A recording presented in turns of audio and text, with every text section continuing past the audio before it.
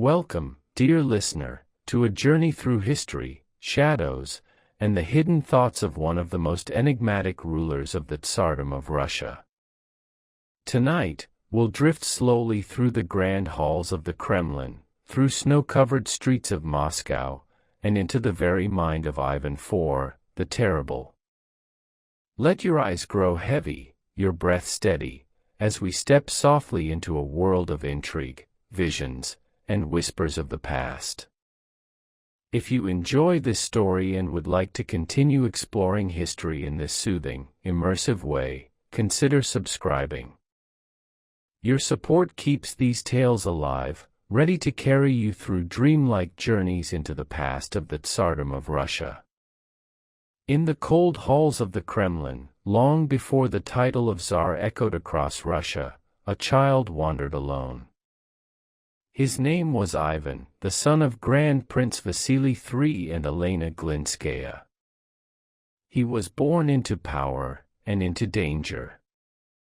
When Ivan was only 3, his father died, leaving behind a trembling court filled with whispers and ambition.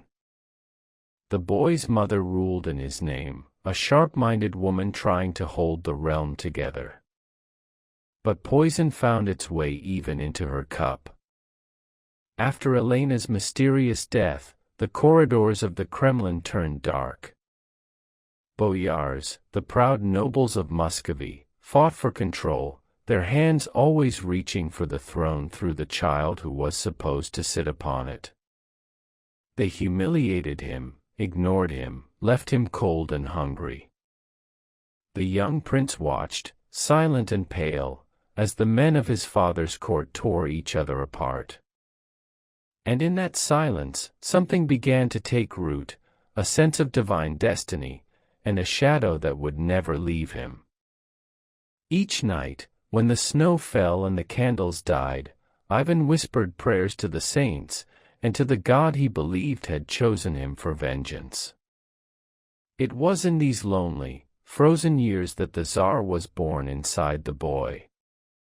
The boy who grew up in shadows was now 16. And on a frozen January morning in 1547, Moscow gathered to witness a coronation unlike any before. Ivan, tall, pale, and solemn, stepped into the golden cathedral of the Dormition. Before him, ancient relics, the crown of Monomach, a symbol said to be sent from Constantinople itself.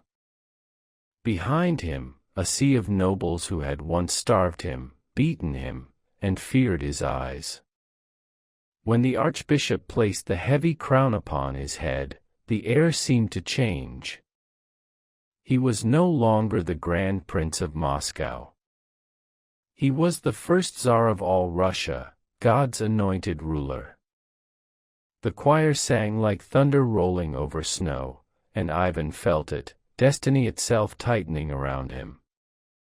He spoke softly, almost trembling, about peace, unity, and faith.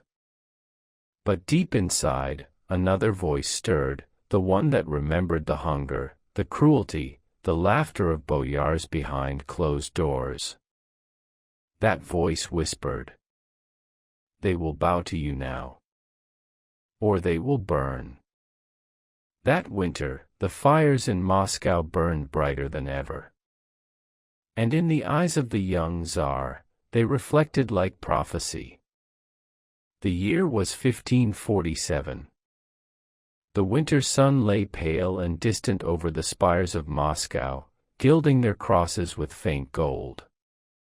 The capital still smelled of smoke and resin, half rebuilt after the great fire that had devoured hundreds of homes just months before. Yet within the Kremlin walls, the bells tolled in celebration. Their echoes rolled across the frozen Moskva River. The Tsar was to take a wife.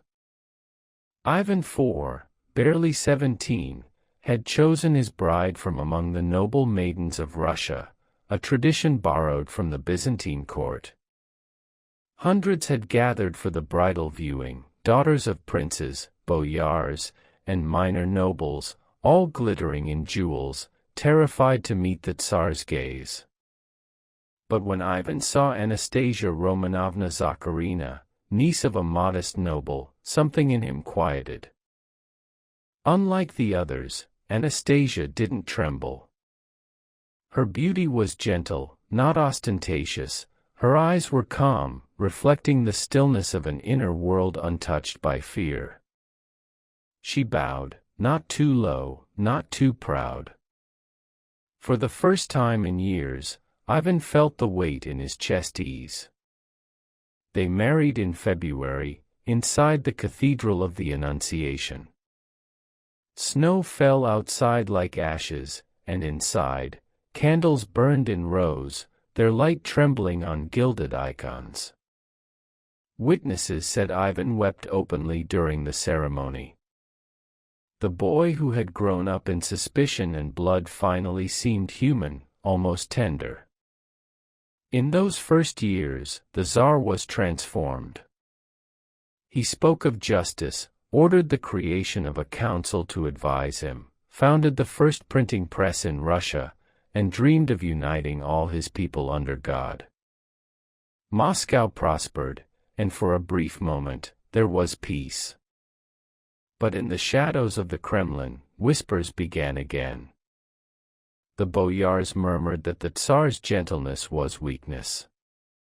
That the foreign customs he admired, the scholars from Europe, the trade with England, were dangerous.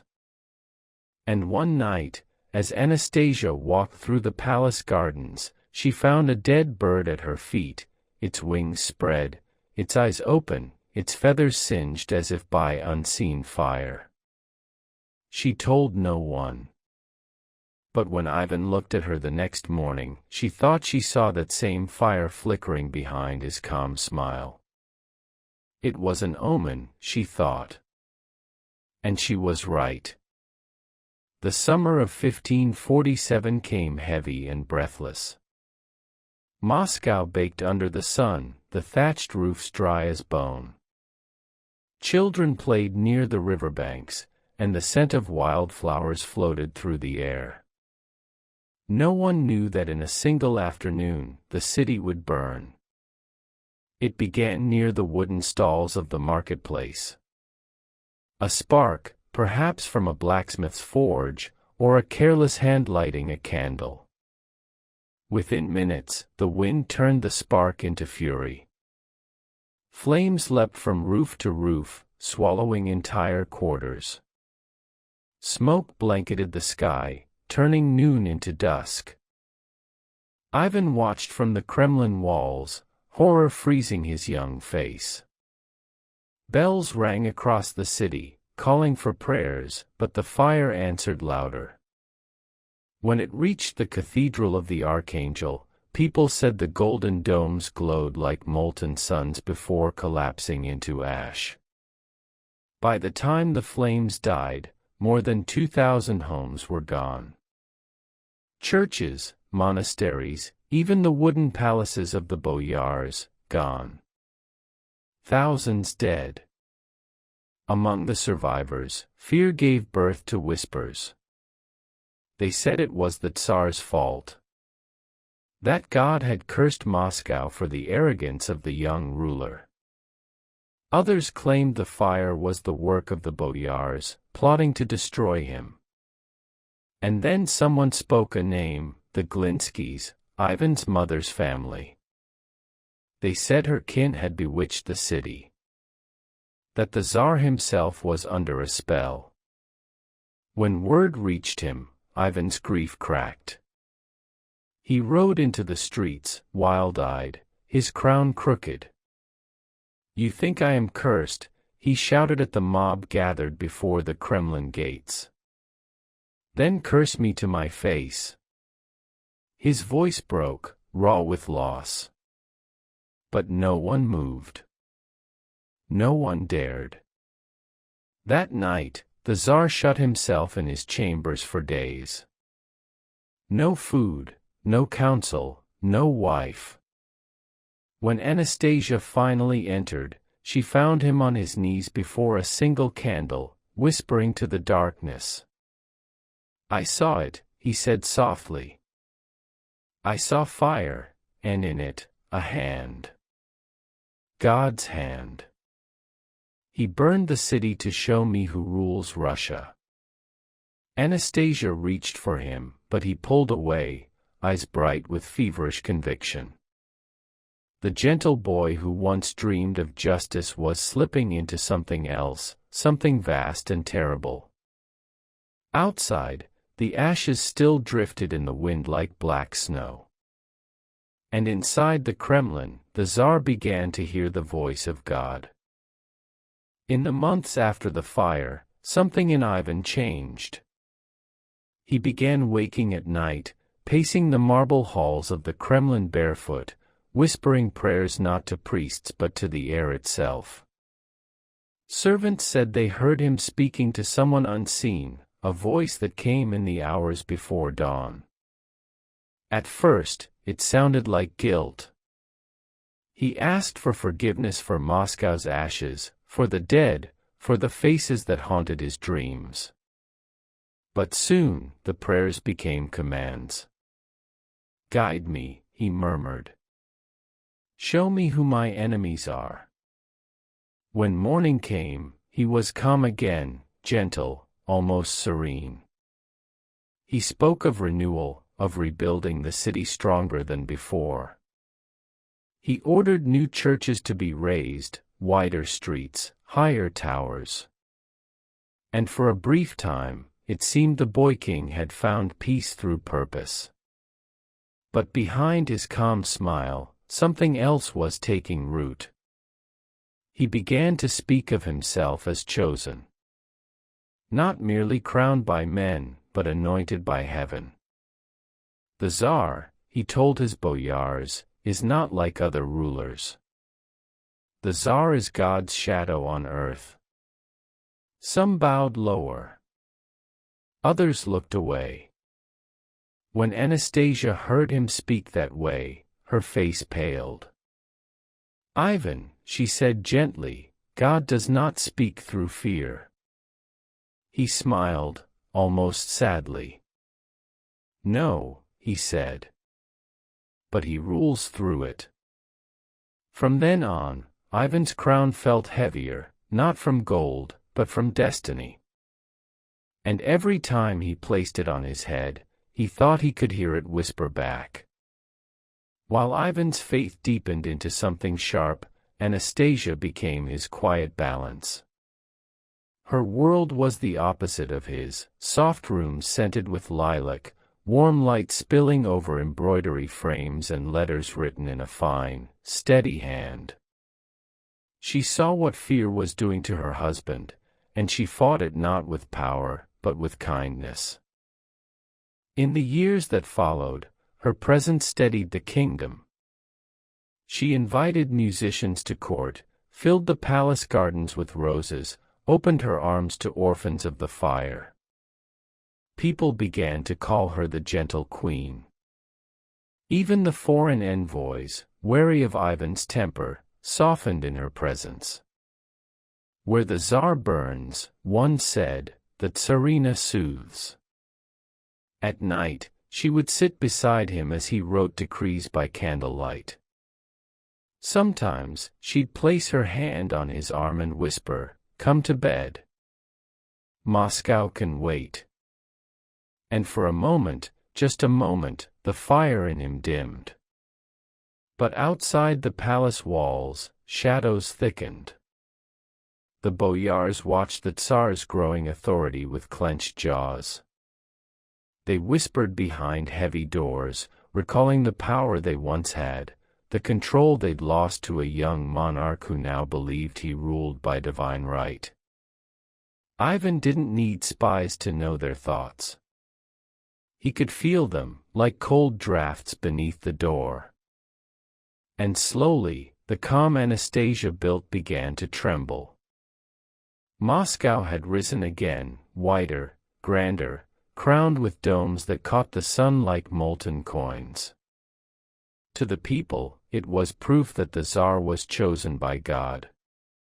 But within those gilded walls, a chill began to grow. Ivan no longer slept easily. He woke at every sound, a door creaking, a servant's cough, the whisper of silk outside his chamber. "Who walks there?" he would demand, hand trembling on his sword.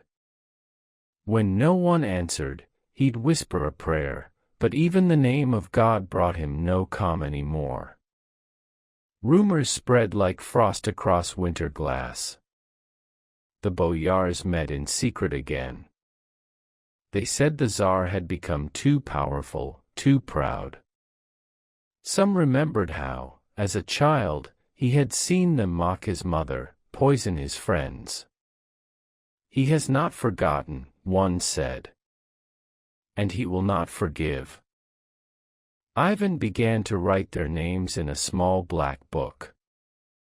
At first, it was only the most arrogant nobles, the ones who defied his orders or questioned his decrees. But then the list grew. Every uncertain glance, every word spoken too softly, became a mark against them. Anastasia noticed the change. His hands, once gentle, now trembled with fury. He stopped eating, stopped laughing. The bells of Moscow rang not for celebration, but for funerals, of those who had displeased the Tsar. One evening, she found him staring into the fire, the glow turning his eyes to amber glass. "They want to take you from me," he murmured. "All of them. Even the priests." Anastasia reached for him, but he didn't look at her. He only whispered, "If they touch what I love, I will burn the world again." And she believed him. In the summer of 1560, Moscow was drunk with light, a season so golden that even the river seemed to glow. It was then that Anastasia fell ill. At first, it was only weakness. A faint smile fading faster, a hand that trembled when she reached for her tea. "It's nothing," she told him, brushing his hair away with her thin fingers. "Just the heat." But within weeks, she was bedridden, her once bright eyes now pale as milk. Ivan summoned every healer, every monk, every witch he could find. They burned incense, bled her wrists, mixed potions from crushed pearls and honey. Nothing helped. And as she grew weaker, his fear twisted into something darker, suspicion. "She has been poisoned," he said. "I can feel it." The court went silent. He accused the boyars first. Then the physicians. Then his own guards. He tore through rooms searching for hidden vials, shouting, "You think you can strike the Tsar through his heart, through her?" When Anastasia died that August, the sun itself seemed to dim. Bells tolled across Moscow, but Ivan heard only one sound, the echo of laughter from his dreams, mocking him. At her funeral, he stood unmoving beside her coffin, face as pale as the marble floor. When the lid closed, something inside him seemed to break. He turned from the church and said quietly, "They will all pay." That was the day the Tsar who once rebuilt Moscow began to destroy it again, this time, from within. After Anastasia's death, the palace grew silent, a silence so heavy it bent the air.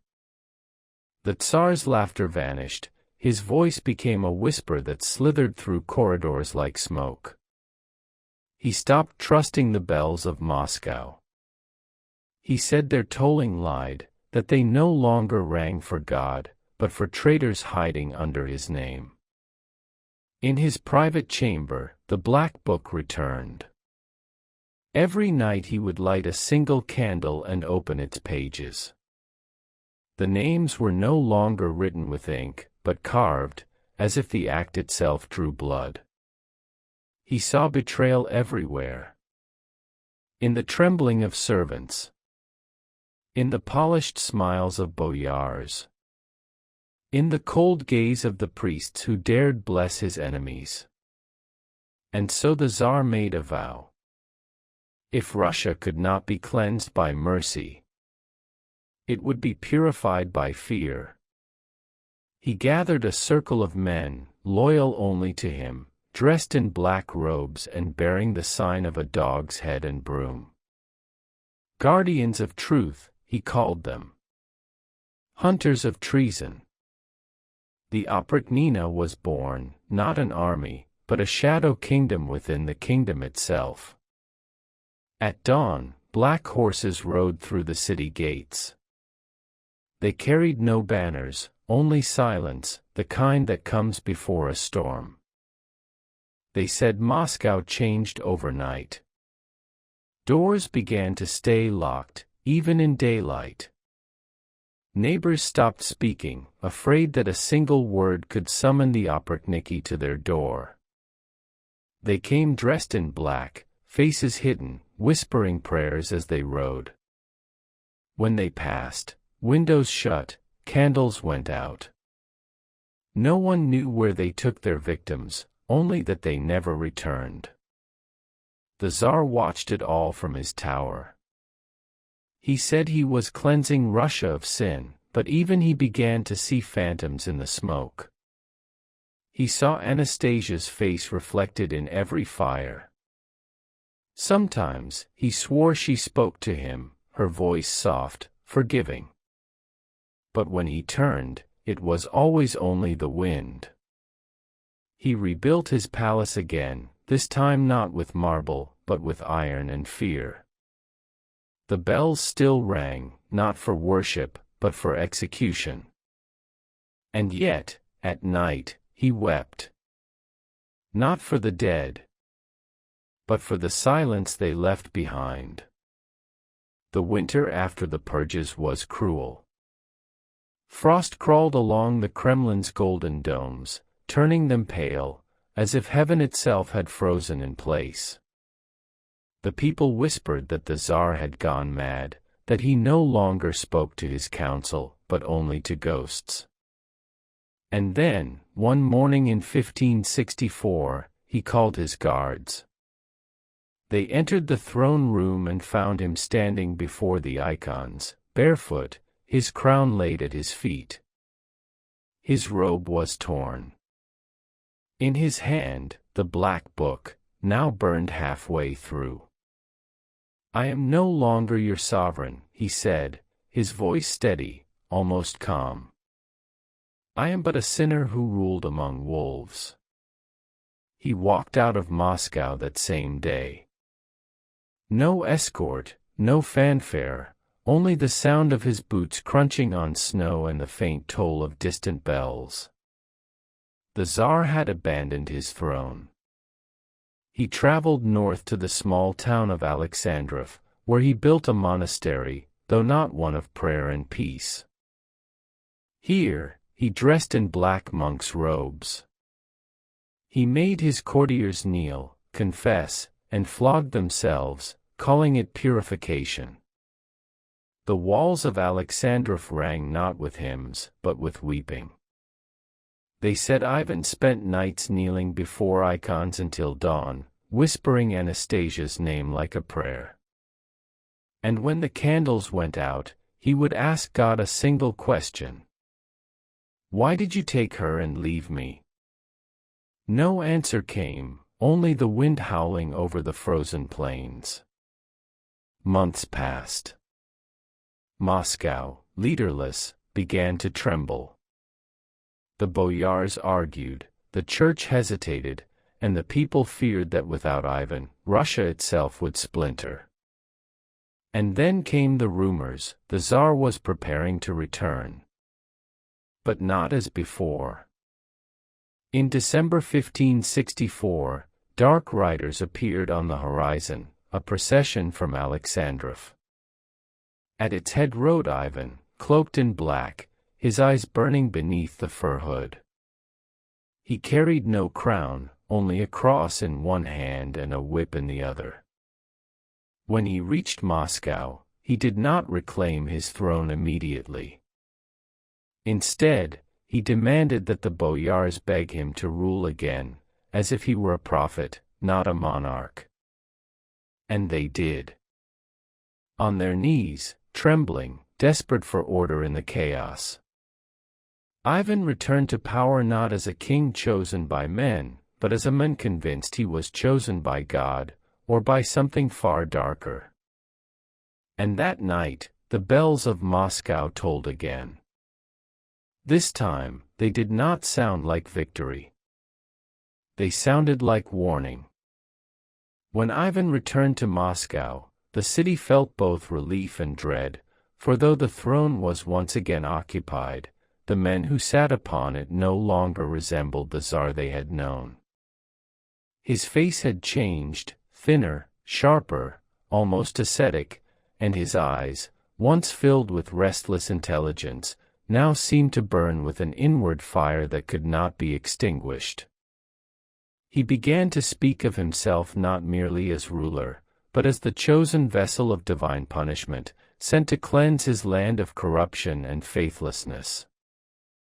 He spent hours each night in his private chapel, kneeling before the icons until blood marked the floor beneath his knees.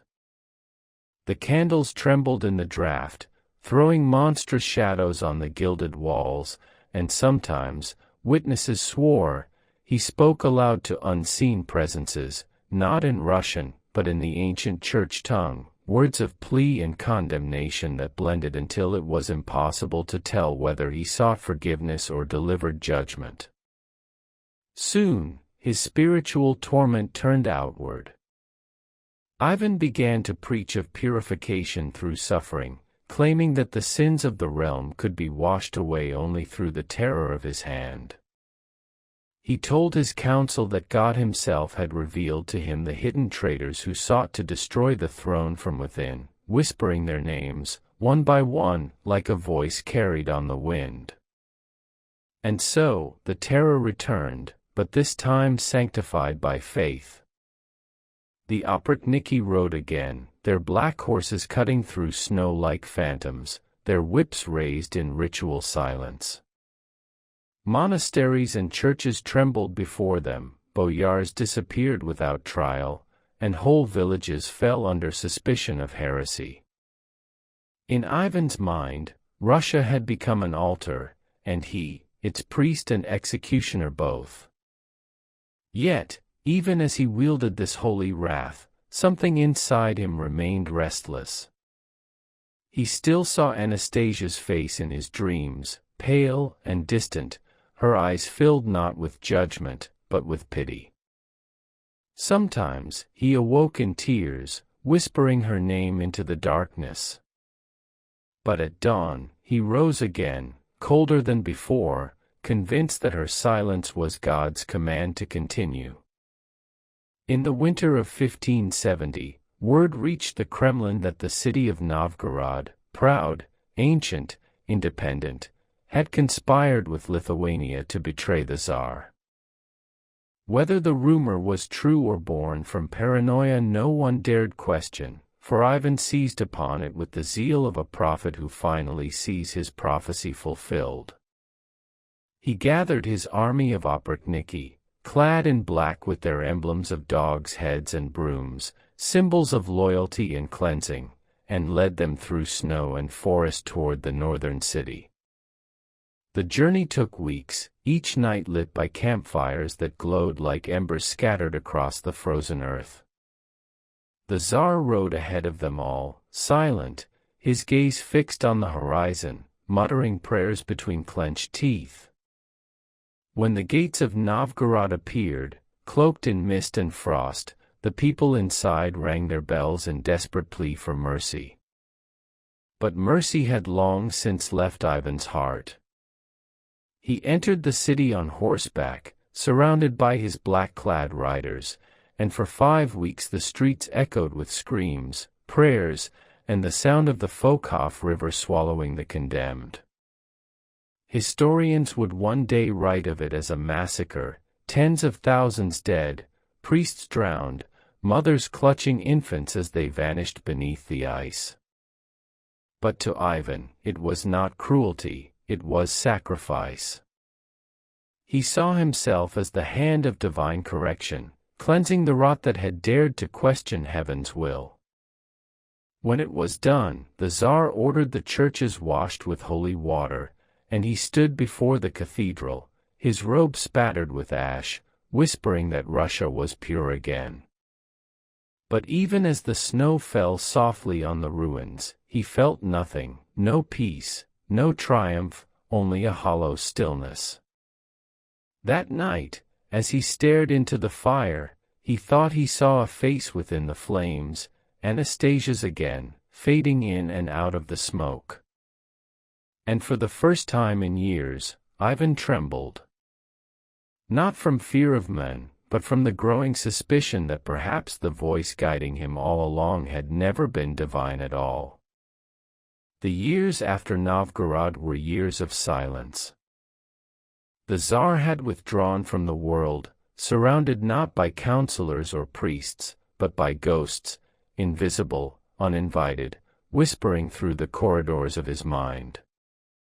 The Kremlin became a place of shadows, doors that creaked without wind, candles that burned too long, servants who spoke in murmurs as though afraid to wake the dead. Ivan spent his nights alone in a vast, echoing chamber, the air heavy with incense and smoke. Before him stood a great silver mirror, a gift from foreign traders, polished to a brightness so perfect that it almost seemed alive. At first, he used it for prayer, watching his own reflection as he recited psalms, but soon the image began to change. Sometimes, the mirror showed his face as it had been in youth, proud, intelligent, touched by grace. At other times, it warped into something monstrous, the eyes burning too bright, the mouth curved in a cruel smile. He told himself it was only candlelight. But one night, when the room was utterly still, he saw another figure standing behind him in the reflection, Anastasia, her skin pale as frost, her hands folded in sorrow. "I did all this for you," he whispered. But her lips did not move. Her eyes, empty, endless, looked through him, as though he were the ghost now. He threw a goblet at the mirror, it shattered, and in the silence that followed, he thought he heard laughter, not hers, but his own, echoing back from the shards like something trapped between worlds. From that night on, Ivan began to see reflections everywhere, in the silver of a blade, in the surface of a cup, even in the eyes of his courtiers. He no longer trusted the living or the dead. He spoke to both with equal conviction. The line between prayer and madness had vanished, and all that remained was the echo of his own voice, asking a question that no one, not even God, seemed willing to answer. By the winter of 1581, the court had grown weary of the Tsar's fury, and yet no one dared to leave. His eldest son, Ivan Ivanovich, brave, educated, devoted, had become the only person who still dared to confront him. The young prince believed that Russia could be healed, that its wounds could close if only his father would let them. But the Tsar, haunted and hollow, saw only betrayal in every word. He believed his son's compassion was weakness, that mercy was the seed of rebellion. Their arguments grew more violent with each passing day, until one evening, in a chamber lit only by the dull glow of a fire, the line between anger and despair finally snapped. The story would echo through centuries, the Tsar's staff raised in fury, the son's desperate attempt to speak, the sudden silence when the blow landed. The room froze, the air, the servants, even the flames seemed to stop moving. The young Ivan fell into his father's arms, blood blooming on his temple like a red seal of damnation. The Tsar cried out, a sound so raw it tore through the palace like thunder. He pressed his son to his chest, calling his name again and again, his hands trembling, trying to hold the life that was already slipping away. "Forgive me," he whispered, over and over, as if the word could turn back time. But the boy's eyes, once so full of light, stared upward, calm, unblaming, gone. That night, the Kremlin shook with his grief. He tore his robes, struck his head against the stone floor, begged the icons to take his life instead. The courtiers said that from that day on, Ivan IV was no longer a man but a shadow, his crown heavier, his silence unbearable. And in the mirror he had once shattered, he thought he saw two faces now, his own, and that of his son, forever staring back, bound together by a crime that neither heaven nor history could ever wash clean. Winter in Moscow had grown crueler than any living soul could remember.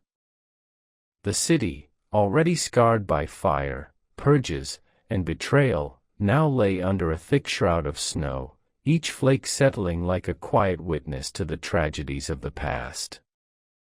The Kremlin, a fortress of stone and gold, seemed more a tomb than a palace, and within its walls, Ivan IV, the Tsar, the terrible, the man who had been both savior and executioner, wandered like a specter, wrapped in his black robes, his eyes reflecting the cold light of a frozen world.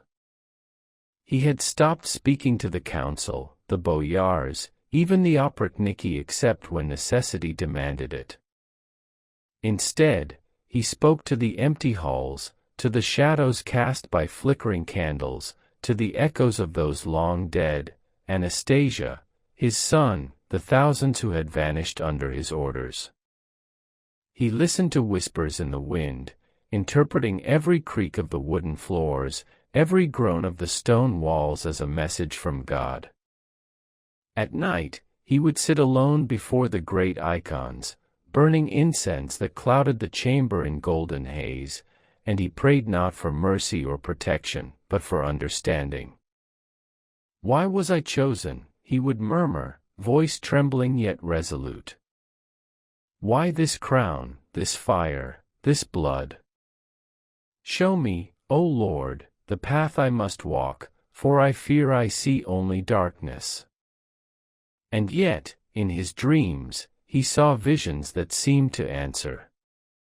Sometimes, it was Anastasia's face, serene and forgiving, floating above the Kremlin towers like a ghostly halo.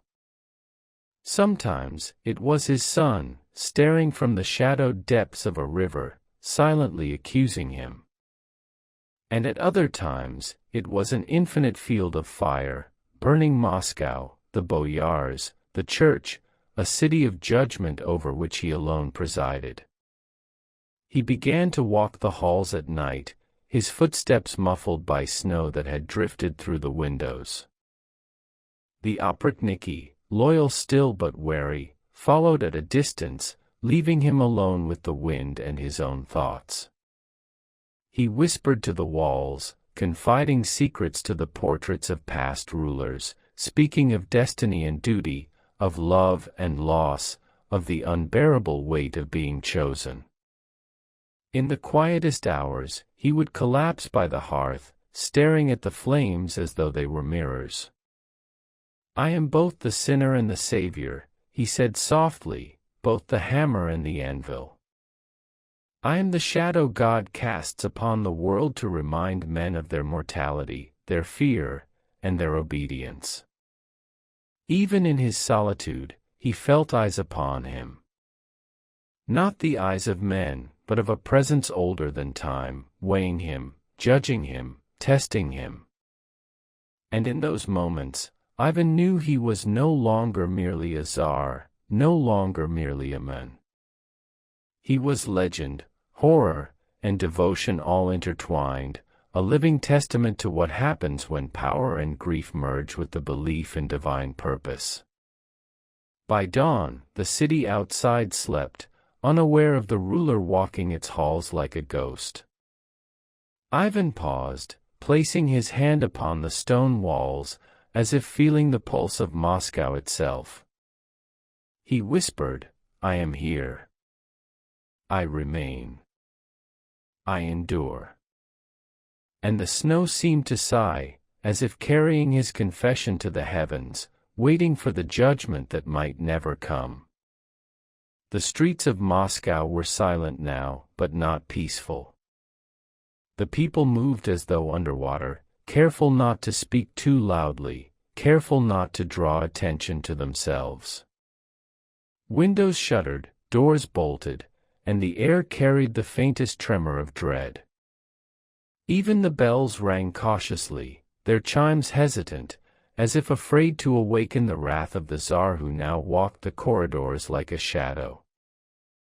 Ivan observed all from the windows of the Kremlin, wrapped in his dark robes, his gaze penetrating every street, every alley, every soul who dared to breathe. Each flicker of candlelight, each whisper of wind became a potential secret, a threat, a betrayal.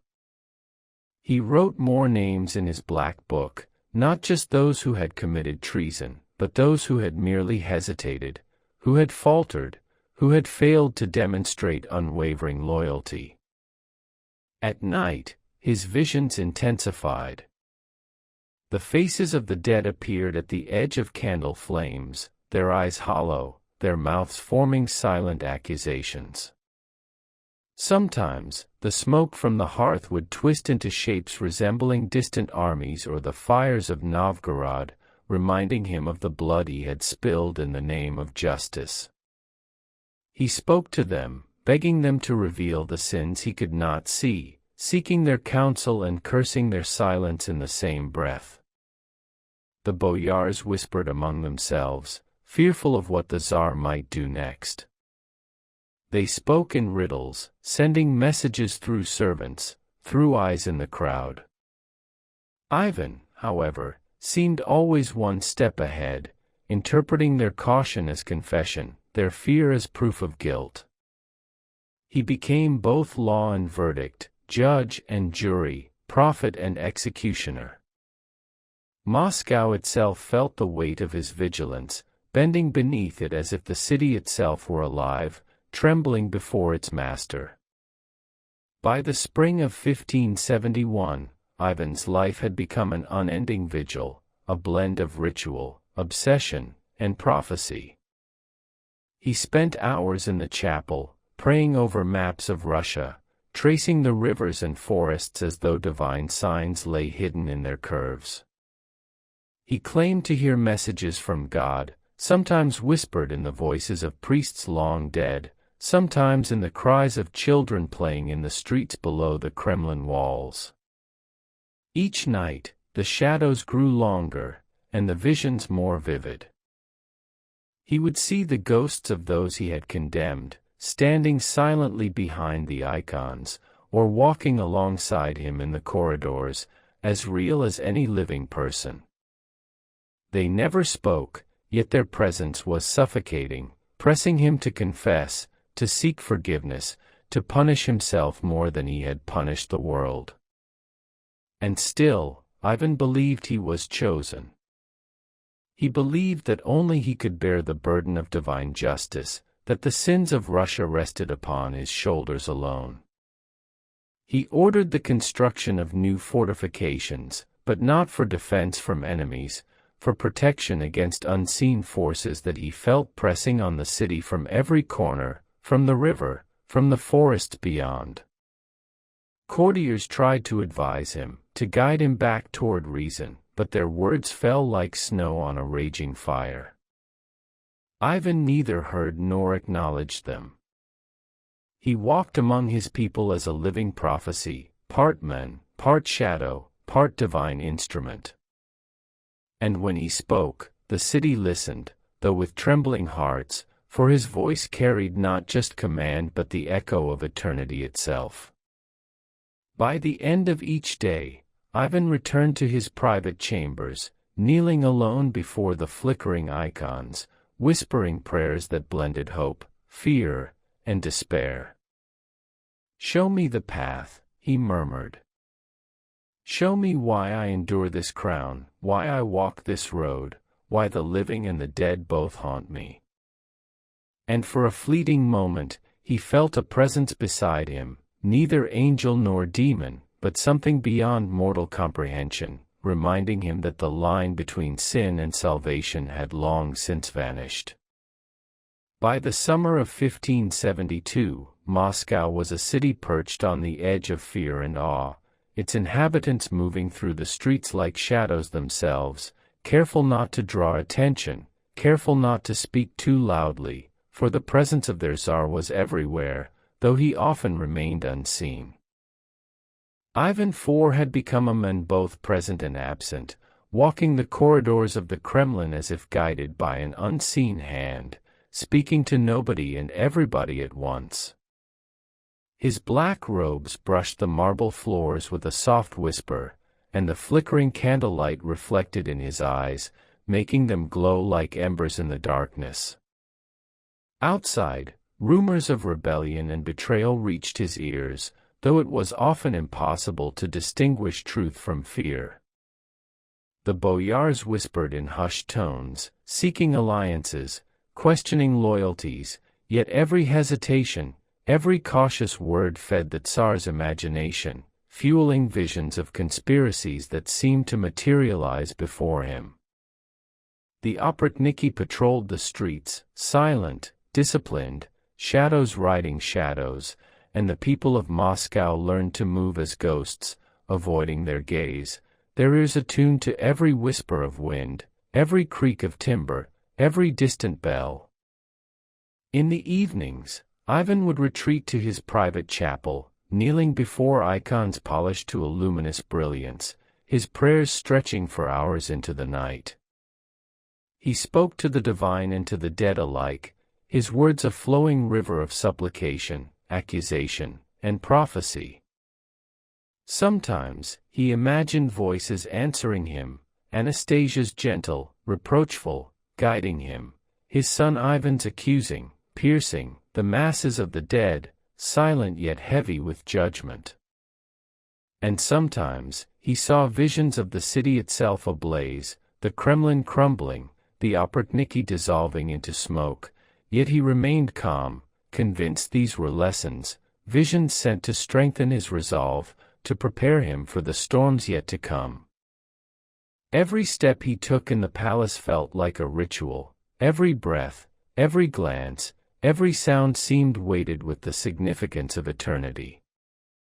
He pondered the nature of his power, questioning whether it was born of God, of madness, or of some inescapable fate woven through the threads of his life. And in the solitude of night, he whispered to the shadows, promising Moscow salvation through fear, through discipline, through the crucible of his relentless will, even as he trembled at the weight of the crown he wore, invisible, yet heavy as iron upon his brow. As autumn arrived, the air crisp and the frost creeping through the edges of the city, Ivan began to sense that the world itself watched him with a gaze older than men, older than God, older even than time. He wandered the streets under the cloak of night, accompanied by only a few loyal Oprichniki, and in every shadow, he imagined eyes, the eyes of the dead, of traitors, of angels and demons alike. Every flicker of torchlight, every shuttered window, every whispered prayer from the citizens was a message he alone could decode. He often paused atop the highest towers of the Kremlin, staring across the city, imagining Moscow as a living entity, breathing, shivering, waiting. He spoke to it as if it could respond, whispering guidance, promises, threats, and apologies, his voice carried by the wind to the streets below. To the boyars and priests who dared approach him, he spoke in riddles, in phrases that mingled scripture with personal prophecy, leaving them unsure whether they were hearing law, sermon, or madness. Within the palace, the halls were filled with the echoes of the past. Portraits of former rulers seemed to watch him with wary eyes, the black book lay ever open, ink fading and burning simultaneously, while the silver mirror reflected a man at once present and not, mortal and myth, ruler and shadow. He conversed with these reflections, confessing sins, questioning fate, seeking guidance, and cursing the silence that answered him. Yet even as he moved among the living and the dead, Ivan felt a strange sense of unity, as if the city, the spirits, and the crown itself were all threads in a single tapestry, and he alone knew how to weave them. He walked the night, whispering to Moscow, whispering to the unseen, claiming authority not just over men, but over history, over memory, over the eternal weight of consequence. And in those moments, he understood a truth he would carry until his last breath, that the eyes of eternity watched him, and in those eyes, he saw himself not only as a ruler, but as both the embodiment of divine wrath and the living testament to human fragility, fear, and the inexorable pull of destiny. By the winter of 1573, news arrived from the east. The Khanate of Kazan had been restless, gathering forces along the Volga, challenging the might of Moscow. Ivan, though haunted by visions and shadows, understood that his duty extended beyond the frozen walls of the Kremlin. He summoned his generals, Oprichniki, and trusted advisors to a long council in the Grand Hall, its golden walls reflecting the flickering candlelight like 1,000 watchful eyes. Maps of rivers and plains, fortresses and villages, lay spread before them, each line and mark treated with meticulous reverence. Ivan traced routes with his fingers, imagining the march of his armies, the clash of steel, and the cries of men who would fall in his name. Yet even as he planned strategy, his mind wandered to the past, to Anastasia, to his son, to Novgorod, and he wondered whether God, or the ghosts of those he had lost, guided his hand or judged it. The Oprichniki rode ahead first, black horses cutting tracks through snow like shadows stretching across the land. Villages trembled as they passed, for even those loyal feared the wrath of a Tsar who had become legend while still alive. Ivan followed, cloaked in furs, silent as the wind, speaking only in whispers to commanders who both feared and revered him. He viewed the approaching threat not merely as enemies, but as instruments of fate, each man and horse a note in a grand, terrifying symphony over which he alone held dominion. At night, as the campfires burned low and the wind swept across the frozen plains, Ivan would step outside the walls of the tent, staring at the stars reflected on snow and ice. He pondered the vastness of the world, the fragility of men, and the weight of the crown that pressed upon his soul far heavier than any fur or iron could. In those moments, he felt simultaneously all-powerful and achingly small, a man who commanded armies, yet was bound by the relentless judgment of God, history, and memory. Returning to Moscow after the campaigns, Ivan found the city both unchanged and utterly transformed. Fear remained, thick as frost on the streets, but so too did the sense that the Tsar had become something beyond understanding, a living oracle of wrath, a man whose presence bent reality itself. The boyars continued to whisper, hiding letters, avoiding direct eye contact, maneuvering in shadows, yet Ivan saw every hesitation as proof of the weakness and sin that required correction. He began to summon the council not for governance, but for ritual. The grand hall became a theater of observation and judgment, every gesture and word recorded in memory and shadow. Courtiers and generals found themselves under relentless scrutiny, their loyalty tested not by decree, but by the subtle flicker in a gaze, the unspoken tone of obedience. Some were crushed under the weight of his attention, others disappeared quietly, their fates whispered among the remaining few. Meanwhile, Ivan's private visions intensified. He often dreamed of Moscow as a living creature, its walls and streets breathing, its citizens moving like thoughts within its mind. Anastasia's face would appear again and again, her expression a mixture of forgiveness and sorrow, reminding him of the human cost of his actions.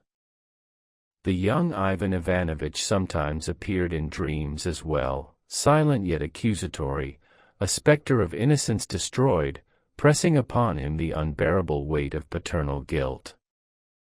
In these hours, Ivan spoke aloud to shadows, to firelight, to the air itself.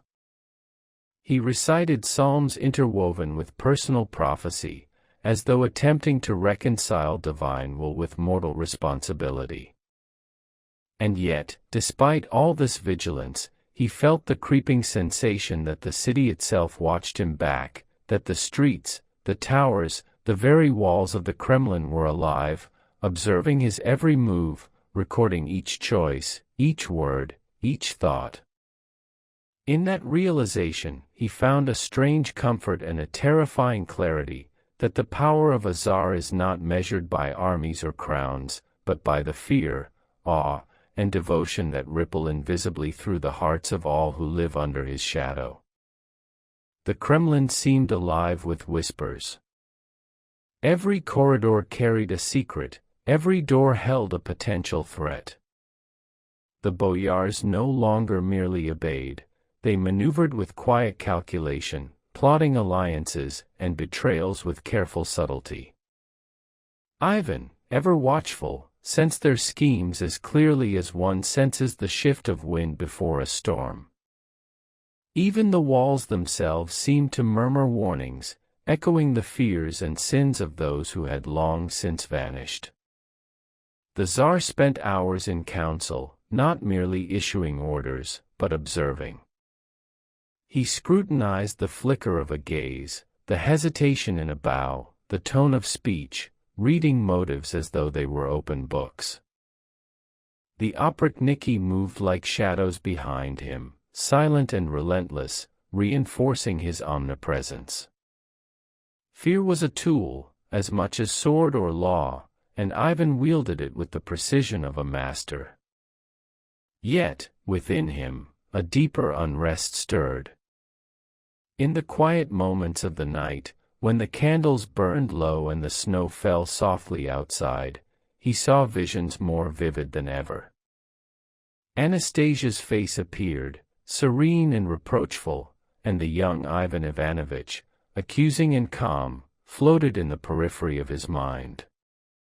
They whispered of judgment, of legacy, of the unrelenting passage of time. The Tsar, though all-powerful, began to sense that the city and history were watching him as closely as he watched them. The tension in the court escalated. Courtiers exchanged glances, whispered in corners, and plotted with a sophistication that only heightened Ivan's vigilance. Each perceived slight, each misstep became a matter of destiny and divine warning in his mind. He moved through the palace like a shadow, listening to invisible currents, reading the hearts of men as clearly as he read the scrolls and maps laid before him. The line between the living and the dead blurred, the veil of conspiracy stretched taut across the city, and Ivan stood at its center, a man both feared and revered, master of the seen and unseen alike. By the winter of 1574, Moscow's chill seeped not only through the streets but into the bones of its people. Yet the Tsar's court burned with an invisible fire, one of suspicion, obsession, and divine premonition. Ivan IV, the Terrible, moved through this court like a conductor of unseen music, orchestrating loyalty, fear, and obedience with gestures so subtle they seemed ceremonial.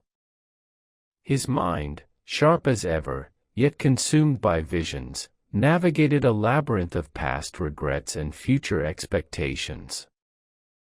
He would spend hours kneeling before icons, tracing the lives of saints and martyrs, yet interweaving them with the names and faces of those who had crossed him.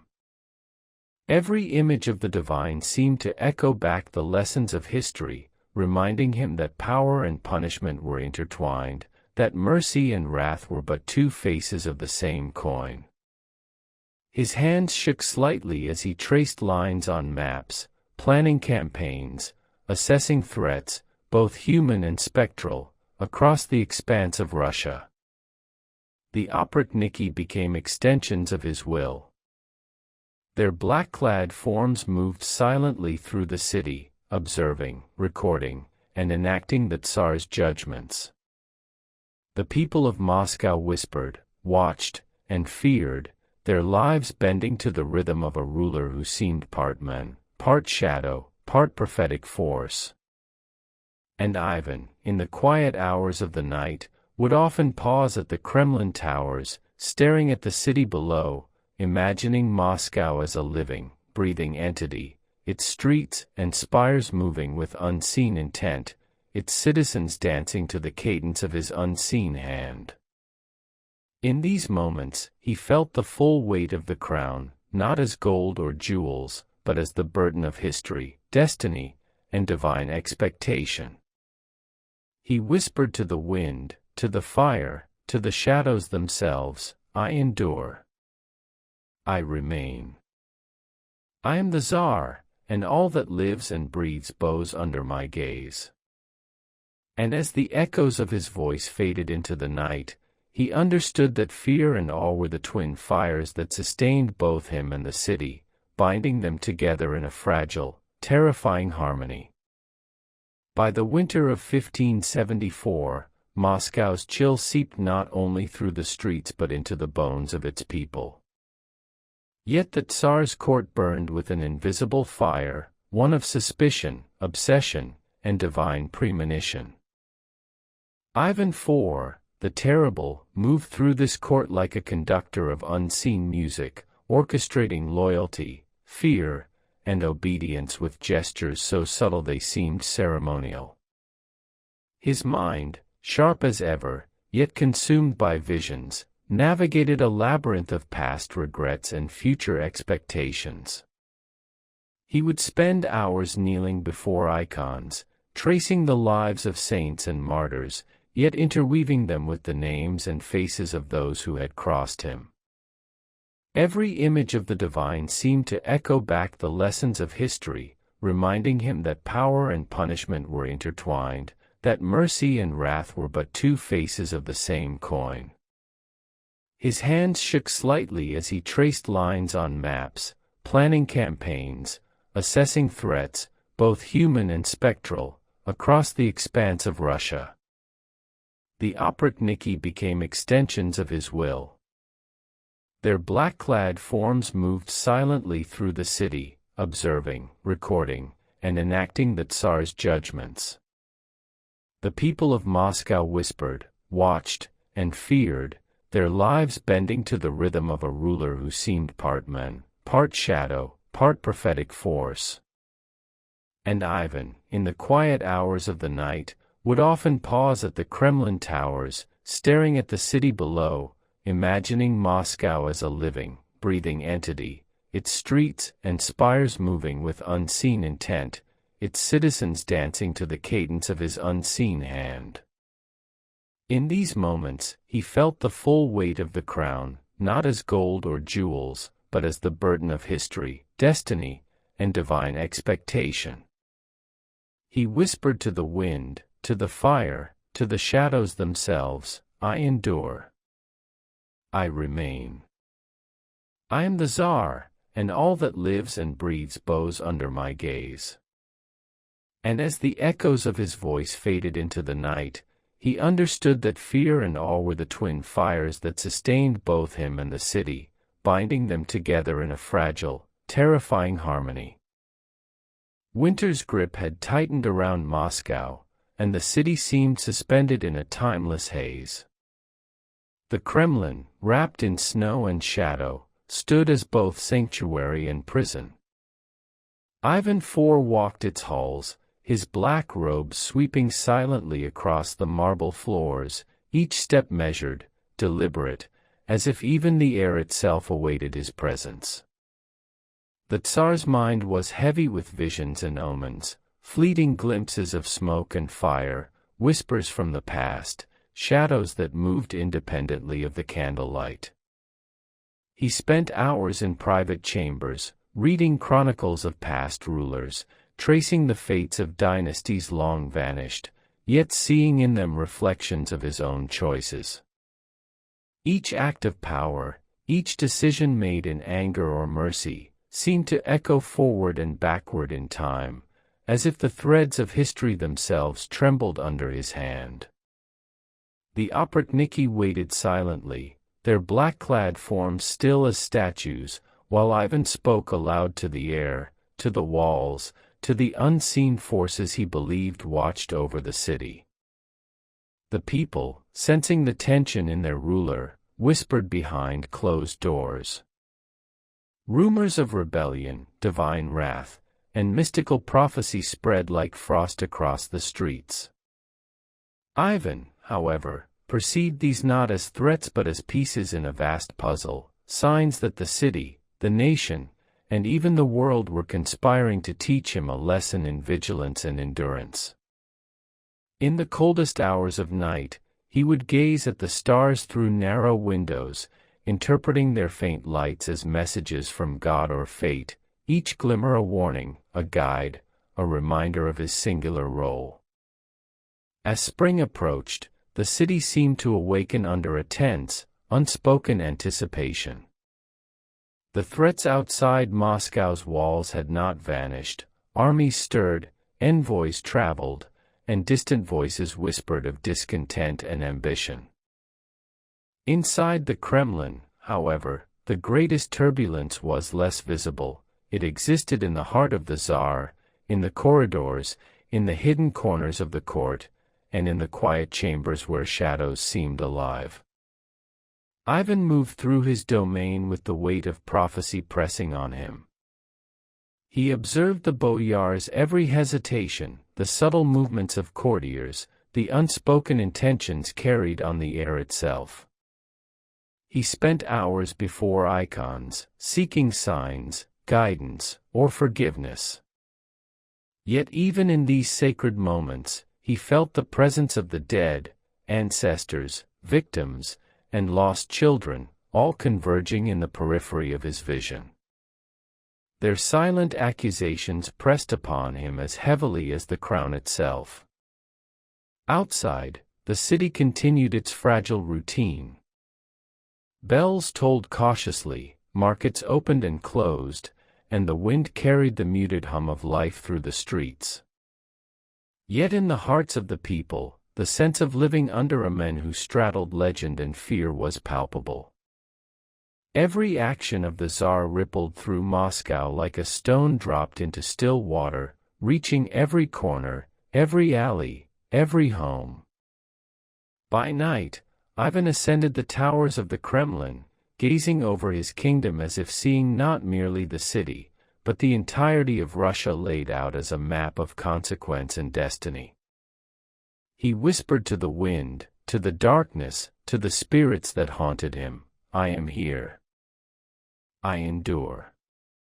I see the paths that men cannot. I bear what others cannot. And yet, all that I am will be tested, in shadow and in light." And as he descended back into the palace, the Oprichniki trailing silently behind, Ivan understood that the threads of history, prophecy, and human fear were tightening around him, preparing the stage for the culmination of his reign. The Kremlin, draped in the gray mists of early spring, seemed to pulse with a life of its own.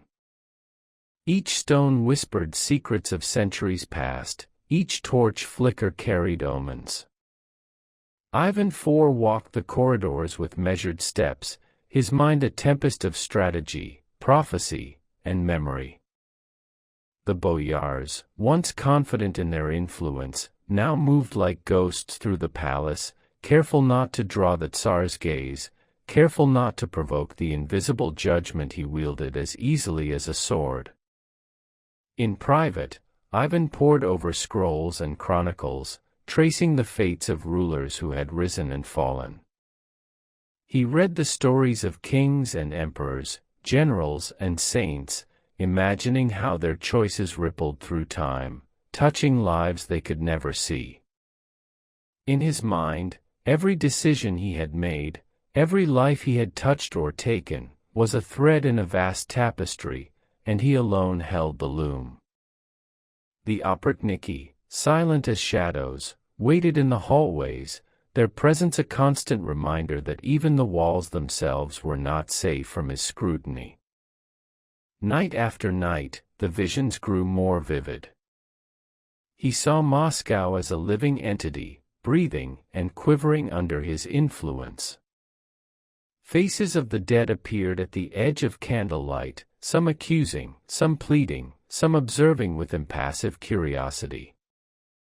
Anastasia's visage would materialize at times, serene yet sorrowful, reminding him of love and loss, while the young Ivan Ivanovich floated through the corners of his mind, a spectral judge of innocence lost. He whispered to them, bargained with them, cursed them, and yet they remained, silent and immutable, shaping his thoughts with their presence. The city outside was restless. Markets opened with careful caution, streets echoed with the soft steps of citizens who dared not raise their voices, and distant sounds of preparation for military campaigns carried on the wind. Yet Ivan perceived the unseen currents more than the visible, the tremor of ambition in a noble's step, the fear in a merchant's eyes, the loyalty hiding behind forced smiles. To him, these subtle signals were as tangible as swords and spears, guiding his choices, shaping his edicts, and molding the very destiny of Moscow. By mid-spring, the tension within the Kremlin had reached a crescendo. Ivan, cloaked in darkness and fur, moved through his chambers like a force of nature, omnipresent, almost spectral. The walls themselves seemed to lean closer, as if listening to his thoughts, as if the building and the city beyond it were conscious of the choices he weighed. Each step he took was deliberate, every gesture precise, the air vibrating with the weight of his presence. The Oprichniki had become extensions of his will, their silent vigilance ensuring that no secret could remain hidden. Courtiers whispered behind closed doors, but Ivan perceived each pause, each slight movement, each faltering word as clear as any proclamation. In the quiet hours of night, he would ascend to the Kremlin towers, staring across the city with a gaze that seemed to pierce not only the streets but the souls of all who dwelled within them. The frost glimmered on the river, the towers cast long shadows, and he imagined the city breathing, responding, obeying his unseen command. Within his private chambers, Ivan confronted the convergence of memory, prophecy, and fear. Visions haunted him with increasing intensity, Anastasia's gentle admonishments, Ivan Ivanovich's silent accusations, and the innumerable faces of those touched by his wrath. He felt the weight of history pressing against him, pressing into him, pressing through him, reminding him that power is never simply possession, but responsibility, consequence, and perception. As dawn broke, he whispered to the empty hallways, to the flickering fire, to the shadows that had become companions, all that I am, all that I have done, all that I will do, is bound to this crown, this city, this people. I endure. I see. I judge. And yet, the end approaches, as it always does. The city seemed to shiver beneath his words, the walls echoing a quiet affirmation. Ivan IV, at the threshold of eternity, understood that the threads of fear, devotion, and legend were tightly woven around him, and that the culmination of his reign, its triumphs, terrors, and mysteries, was nearer than ever, poised to leave an indelible mark on history itself. The Kremlin lay in an eerie stillness, the city wrapped in a pale morning mist that softened the edges of towers and walls, turning Moscow into a dreamlike vision of frost and shadow. Ivan IV walked alone through the grand halls, his steps echoing softly, blending with the distant murmur of the Oprichniki who patrolled the outer courtyards. Each flicker of candlelight cast elongated shadows across the ornate walls, creating a moving tapestry that seemed to dance to the rhythm of his thoughts. In these final hours, Ivan felt the convergence of all he had been, all he had done, and all he had yet to become. The weight of history pressed upon him with an almost physical force, every decision, every act of mercy, every moment of wrath, every loss and victory, all coalesced into an intricate mosaic of consequence. He paused before the throne, tracing the carved wood with fingers that had held power heavier than any mortal should bear. The air felt thick, as if the spirits of ancestors, victims, and the city itself hung close, observing, judging, waiting. Visions returned with vivid clarity. Anastasia's gentle, reproachful gaze reminded him of love lost and innocence betrayed. Ivan Ivanovitch's silent accusation echoed the cost of his relentless rule. The faces of those who had suffered under his edicts haunted the edges of his mind, each one a whisper of mortality, a reminder that even a czar cannot escape the judgment of time. He spoke softly to them, not for guidance, but for acknowledgement, for reconciliation with the countless threads of fate he had woven. Outside the walls, the city breathed under the pale sun. Streets shimmered with frost melting into spring, citizens moved cautiously yet with a fragile resilience, and the distant sounds of bells and laboring voices punctuated the stillness with life. Ivan understood that power was never absolute, it existed in the interplay of fear, respect, love, and memory. The Oprichniki stood silently at the edges of vision, guardians and witnesses, symbols of the authority that had both elevated and isolated him. He climbed the tallest tower once more, looking over Moscow with eyes that had seen both the smallest act of kindness and the grandest display of terror. The horizon stretched infinitely, blending sky and earth in a soft haze. In that vast, silent expanse, Ivan understood the truth that had always eluded him, that a ruler's legacy is not forged solely in action, but in the stories whispered afterward, in the echoes carried through time, and in the impressions left on the hearts of those who survive.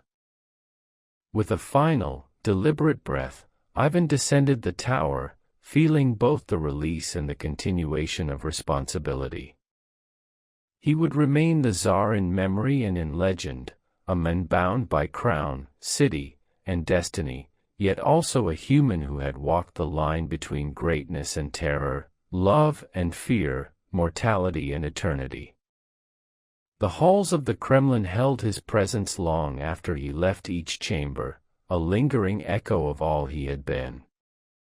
And as Moscow awoke fully to the soft light of day, the city itself seemed to whisper a quiet acknowledgement.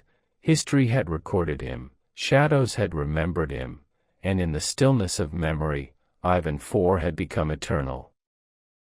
And now, as the candlelight fades and the echoes of history settle into the quiet night, let us leave the grand halls, the shadows, and the memories of Ivan IV behind.